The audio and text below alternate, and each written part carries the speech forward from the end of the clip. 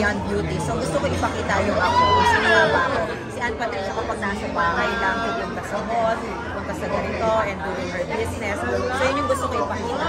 Which I really find refreshing because it's my first time to see you wear your hair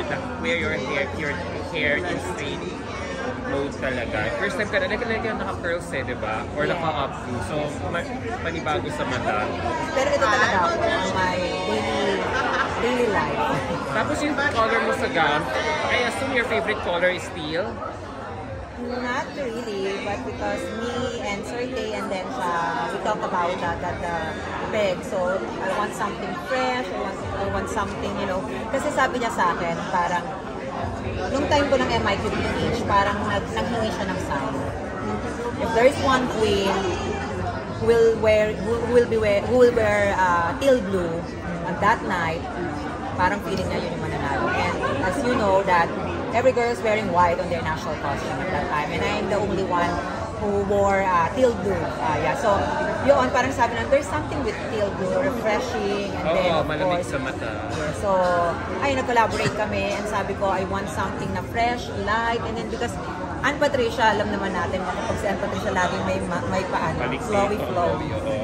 Ako naman, kala ko favorite color mo kasi national costume mo, may shade of ganyang color din. Who's the designer? The designer is Alison Cass. Okay. Is it same designer for finals? No, I'll be wearing Manny Dalaga. Ayan na. How collaborative were you with your designer Alison for this gown? Sobrang handsome ako. It's like the small details. Kailangan kasi yun parang relationship with this. Because me and Alison are not designers and client or customer relationship. We are friends for a very long time.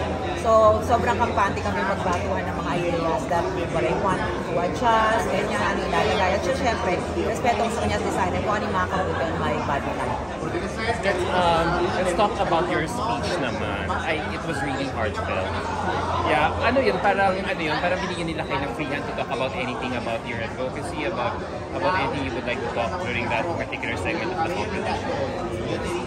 Last night, during the rehearsal, sinabi yung team, so yan, the Open Possibilities, and then they allow me to create or to think something or to prepare something, some speech na i-develop namin ng one minute. So, ako even before, pumunta ako dito, this is exactly what I want to tell.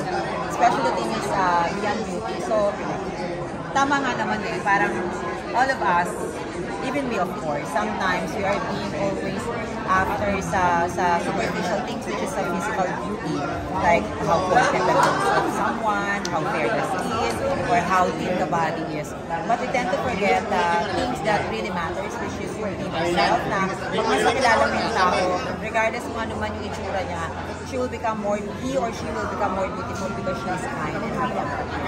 Ako naman, speaking of that, na-memorize ko na yung last line mo, kindness and empathy more than meets the eye, but it's your light that makes you shine. Parang kininan mo yung logo na yung tagline ng Beyond Beauty, na ano ka siya. Wala lang. Parang confidently, with a heart. Ending it with a bang. And how are you handling social media feedback, especially papalapit na yung finals, because everyone's expecting a lot for you to perform for this season? Actually, honestly, nakakabasa ako ng mga hindi magaganda. Dati sinasabi ko hindi ako nagbabasa. But of course, parang 2 times maraming magtatag sa'yo, minsan nakakabasa ka. Pero hindi talaga ako nakakapektuhan. It's just because I prepared a lot for this and I know who exactly I am. Na ang sabi ko nga, nandito ako not just to be perfect and to please the people. I am here because I want to give a message and be an inspiration to do my job more than anything else.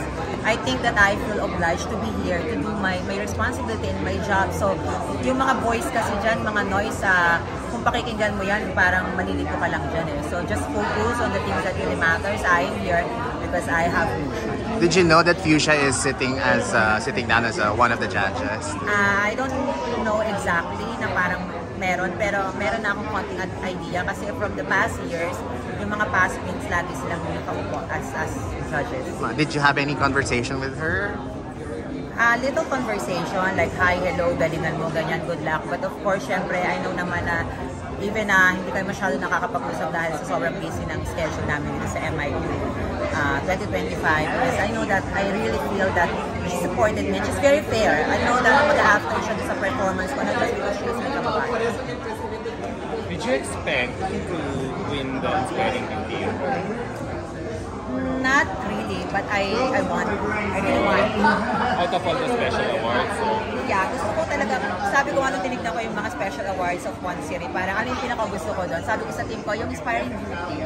Kasi parang the team is beyond beauty and I was being bashed because of I was being bashed in all aspects of even the smallest of my face. But of course, being an inspiration to others, like being an inspiration to many, na kahit ano pa yung pinagdadaanan mo, you are beautiful. So regardless, just like what I said earlier, that regardless of the shape of your nose, the color of your skin, you can still be beautiful by simply inspiring. feeling ko nag-resonate na rin. Do you see Miss USA as your biggest competition? Yes, and all of the candidates here. Being with them for 2 weeks now, I can say that all of the candidates are possible winners. Lahat lumalaban, walang bumibitaw. Miss USA have a very beautiful story, backstory of her life that can she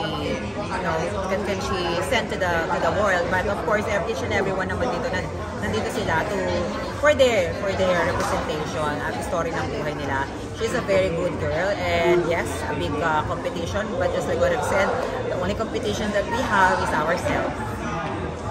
So with that, thank you for allowing us